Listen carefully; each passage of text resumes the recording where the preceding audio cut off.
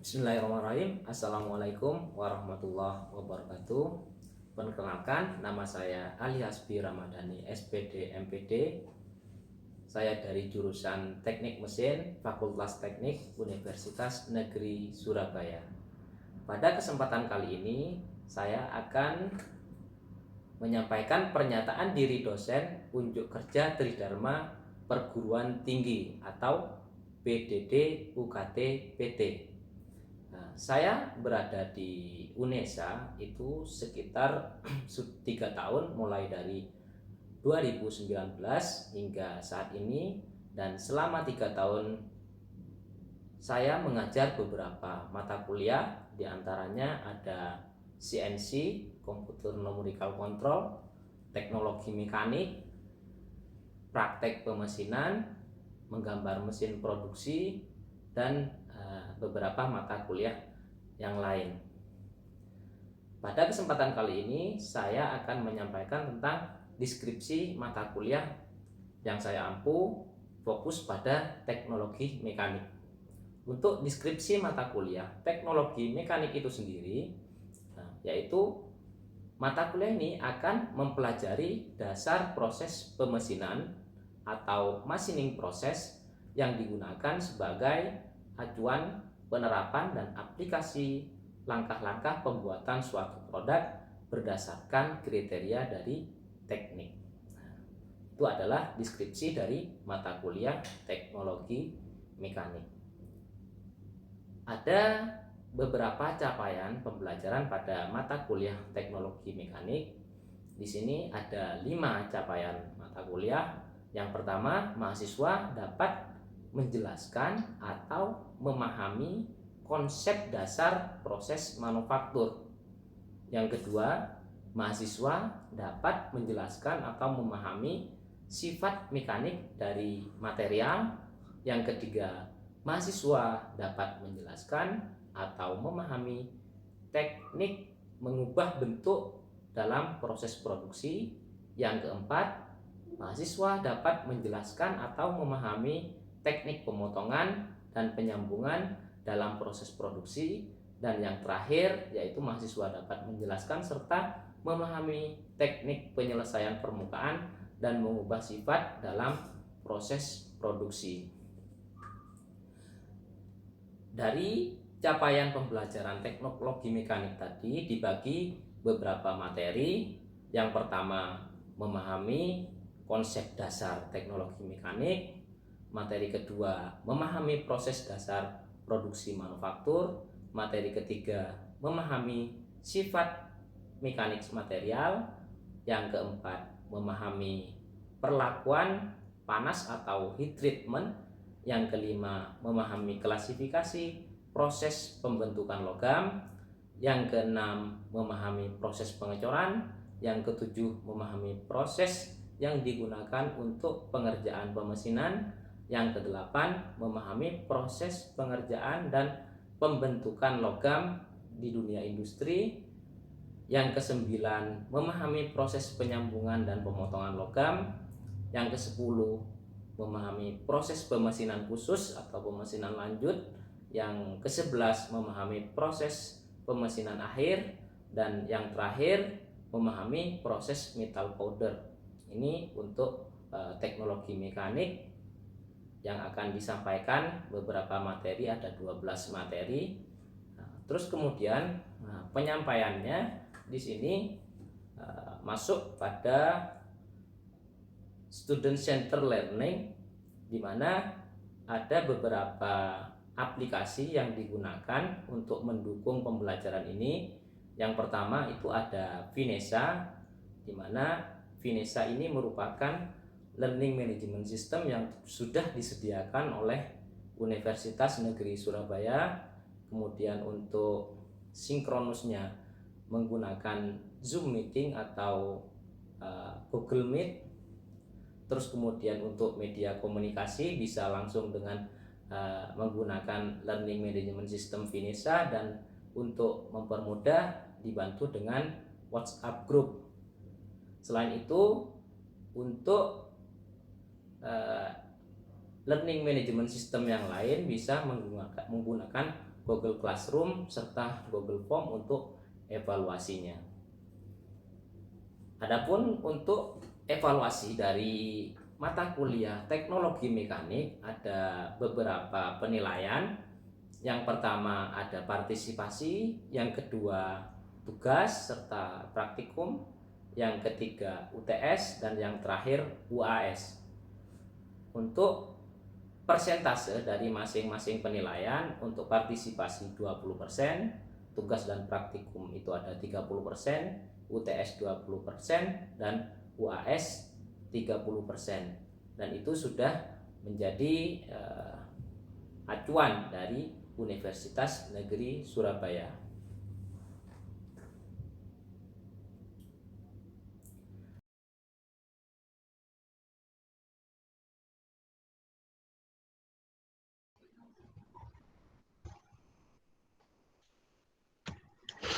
Oke, untuk pertemuan kali ini kita akan berbicara proses dasar produksi manufaktur. Proses dasar produksi manufaktur. Sebelum masuk pada materi, coba saya pengen tahu pendapat kalian. Apa sih yang disebut dengan manufaktur itu? Izin menjawab, Pak. Mohon izin, Pak. Ya, siapa? Sharing dulu, silakan sharing. Manufaktur adalah proses produksi. Manufaktur adalah proses produksi. Ada lagi? Izin melengkapi, Pak. Dan silakan. Manufaktur itu proses produksi dari bahan mentah menjadi bahan jadi yang siap jual. Terima kasih.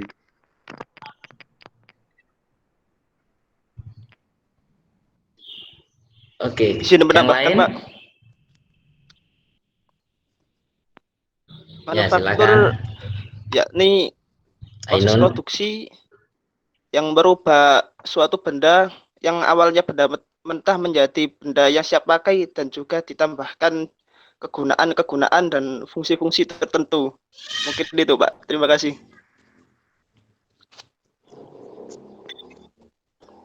Oke. Masih ada lagi yang mau menyampaikan Mungkin pendapatnya? saya bisa menambah, Bapak.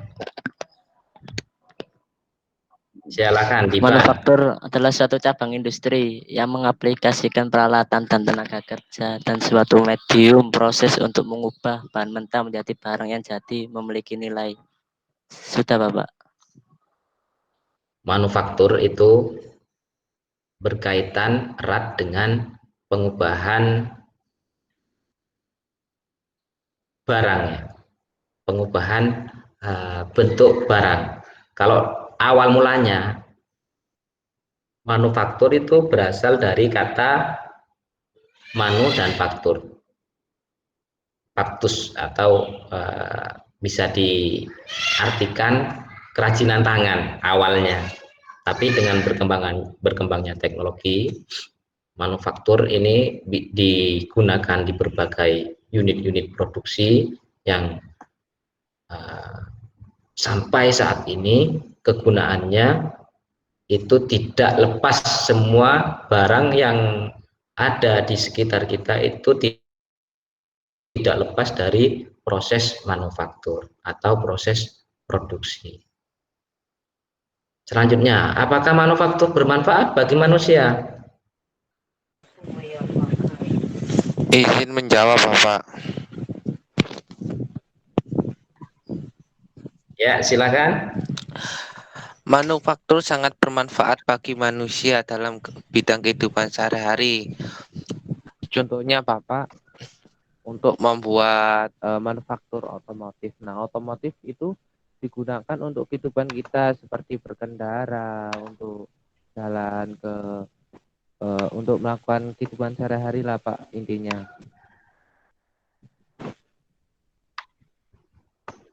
Ya.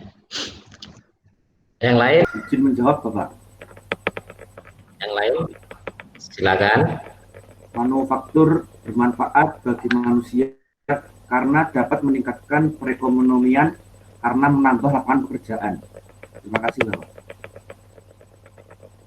Oke, berarti sudah menjawab nomor 3 juga ya, Mas Herdiansyah.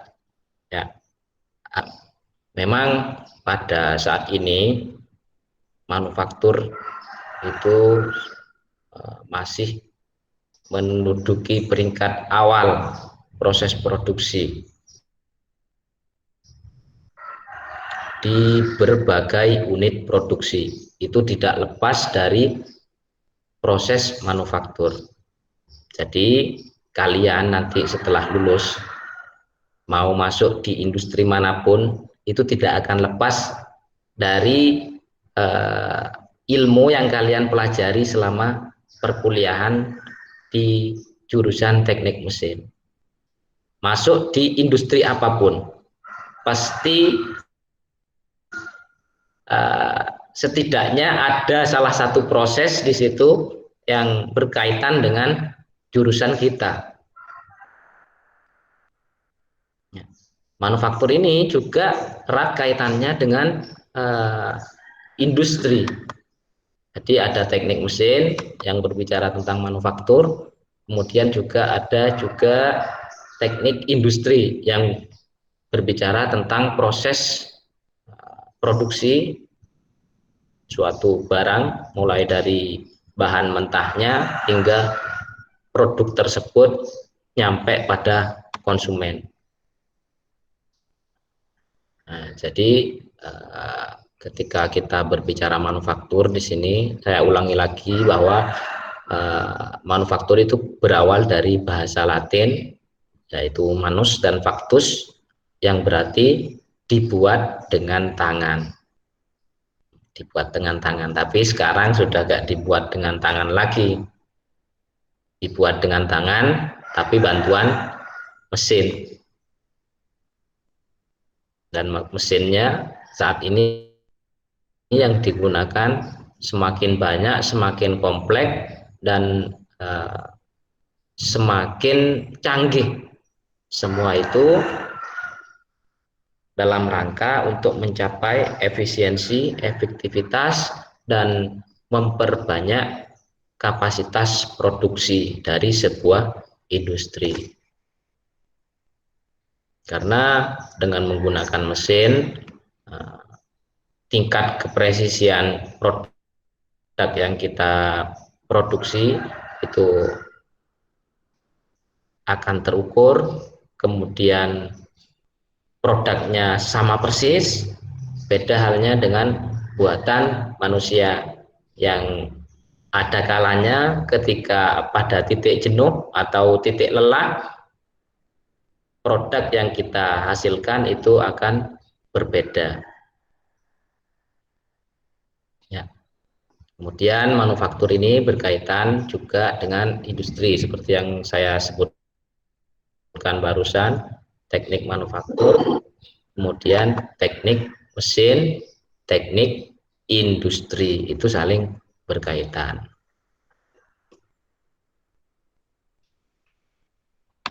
Ya. Selanjutnya, manufaktur itu ditinjau dari segi teknis.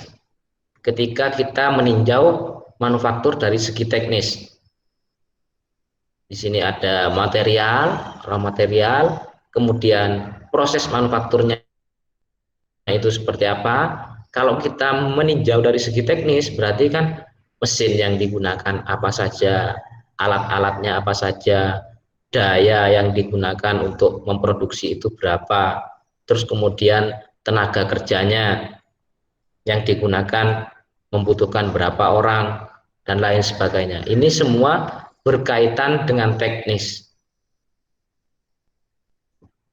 Baru nanti akan dihasilkan produk akhir. Kemudian ketika kita berbicara manufaktur dari segi ekonomi, tadi manufacturing prosesnya ada di sini, manufaktur prosesnya mulai dari karyawannya, terus mesinnya yang digunakan, alat-alatnya, tenaga kerjanya berapa, itu semua dihitung.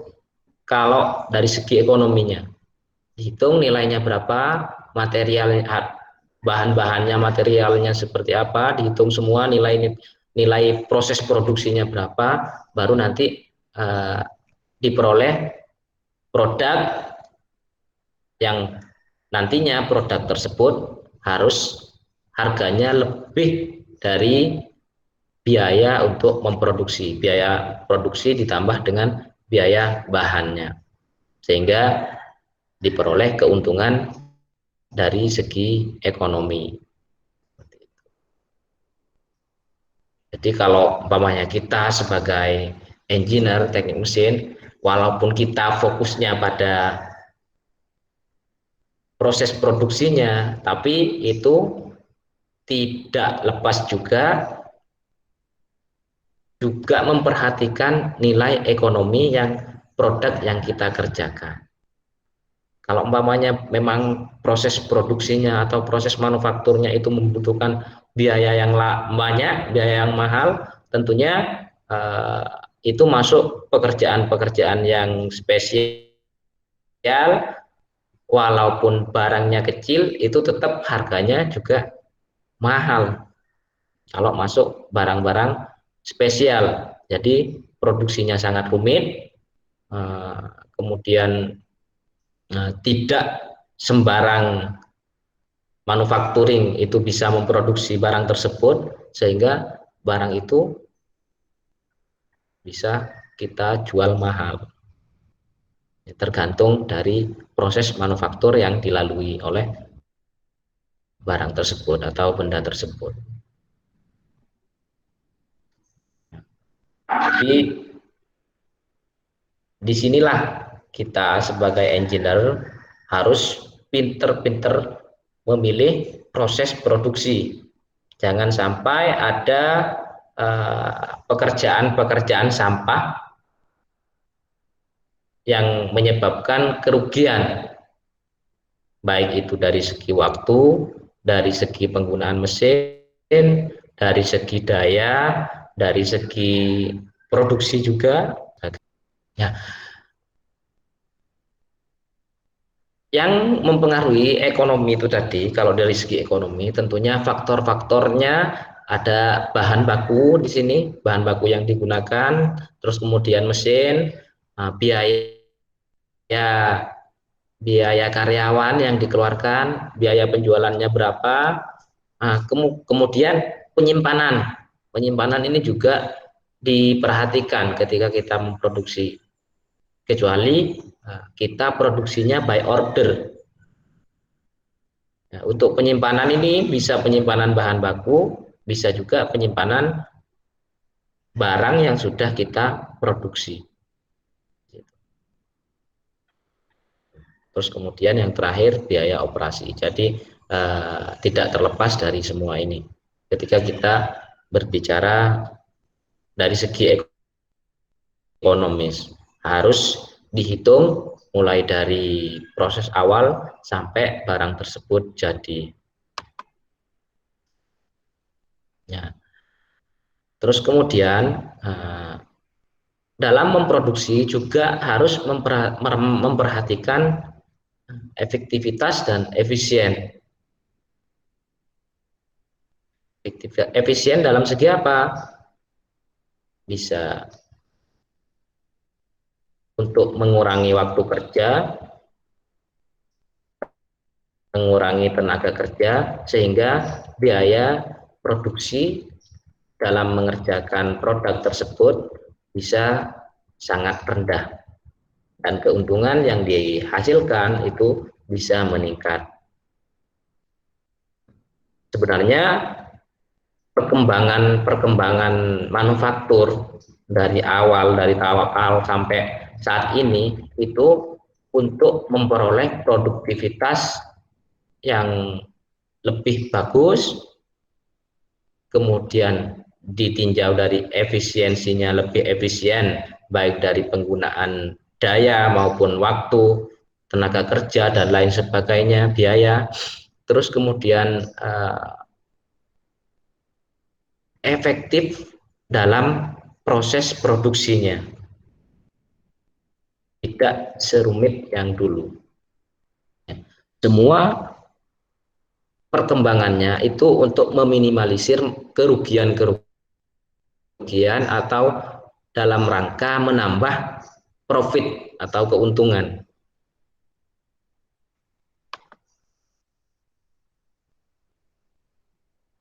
Ya, proses manufaktur yang baik seperti apa?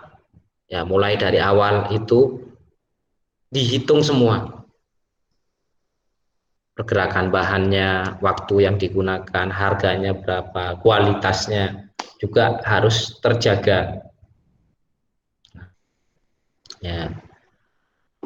Untuk manufaktur yang modern ini sudah banyak yang digunakan, banyak yang menggunakan, ada just in time manufacturing, flexible manufacturing system, dan manufacturing life cycle manufacturing. Nah, semua ini merupakan teknik-teknik produksi atau teori-teori untuk memproduksi barang yang intinya meminimalisir kerugian-kerugian dan meningkatkan keuntungan. Dari keempat cara-cara memproduksi barang, just in time manufacturing, hanya jika ini just in time sama fleksibel ini mirip. Jadi pabrik tersebut akan memproduksi barang hanya ketika ada order saja. Mengapa demikian? Untuk menambah efisiensi tadi, menambah keuntungan, menambah profit. Terus kemudian karyawannya biasanya juga outsourcing, hanya dipanggil ketika ada produksi saja, ketika ada pesanan saja, sehingga efektif dari segi waktu, efektif dari segi penyimpanan bahan.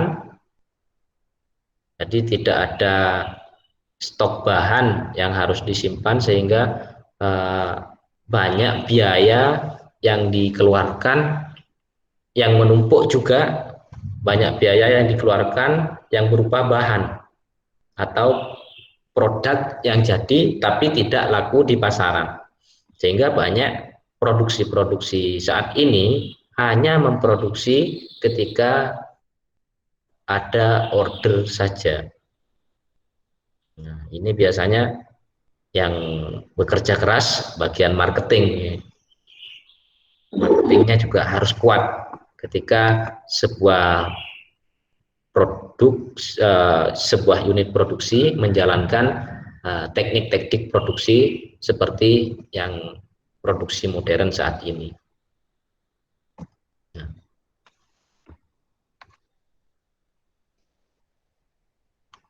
Oke, sampai situ ada yang ditanyakan? Izin bertanya, Pak. Berbagai teknik manufaktur yang sudah berkembang saat ini. Ya, silakan Syafi'i. Itu tadi kan ada faktor-faktor, Pak.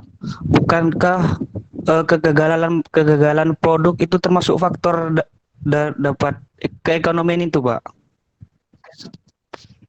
Ya. Itu gimana, Pak? Oke, bagus sekali pertanyaannya. Kegagalan produksi itu kan juga masuk kerugian, Pak, dalam segi industri. Ya jelas, Mas. Ketika ada gagal produksi itu merupakan masalah bagi industri atau perusahaan. Makanya di setiap departemen atau di setiap divisi, kalau umpamanya kalian nanti sudah masuk di dunia industri, sudah berpengalaman di industri, nanti pada semester 6 kalian juga akan menjalani praktek industri, namanya PI, praktek industri. Nanti kalian selama beberapa bulan di industri mempelajari industri itu seperti apa. Nah, di situ nanti akan kalian tahu proses produksi dari awal sampai akhir. Mulai dari manajemennya seperti apa, terus kemudian departemen-departemen yang ngurusi proses produksi itu bagaimana, dan lain sebagainya. Nah, ketika ada kegagalan, di situ juga masalah bagi perusahaan. Makanya sebisa mungkin, nah tentunya ketika ada kegagalan tersebut, kita sebagai unit produksi umpamanya harus aktif, proaktif. Jangan sampai kegagalan tersebut bisa terulang pada produk-produk berikutnya. Intinya selalu ada improvisasi dalam setiap kita bekerja. Nah, jadi dasar dari teknologi mekanik kita berbicara tentang proses produksi atau proses manufaktur. Dari proses produksi itu ada 5 macam atau 5 teknik untuk memproduksi. Jadi intinya kalau disederhanakan, selama 1 semester ke depan kita akan mempelajari tentang 5 materi pokok yang ada di proses produksi atau proses manufaktur. Apa saja yang 5 itu? 1, mengubah bentuk. Kedua, mengubah sifat. Ketiga, proses pemotongan. Keempat, proses penyambungan. Dan yang terakhir yaitu proses penyelesaian permukaan. Izin bertanya, Pak. Ya, silakan Mas Kamaludin. Nah, kata Bapak ada produk yang hanya melalui 2, antara lain yaitu bentuk dan pemotongan. Nah, itu seperti apa produknya, Bapak? Ya, contohnya peralatan rumah tangganya punya ibunya, bisa dicek di dapurnya masing-masing. Ada proses pembuatan panci. Jadi proses pembuatan panci itu kan awalnya berbentuk lembaran sheet aluminium yang berbentuk lembaran sheet, kemudian dirubah bentuknya dengan proses die, istilahnya dicetak, dipres, sehingga berbentuk panci. Ya, terus kemudian pinggir-pinggirnya itu kan harus dipotong, Mas. Dipotong, dicetak, dirubah bentuknya dari sheet menjadi bentuk panci, kemudian pinggirnya dipotong. Mohon izin bertanya, Pak. Ya, Mas Aldi, silakan.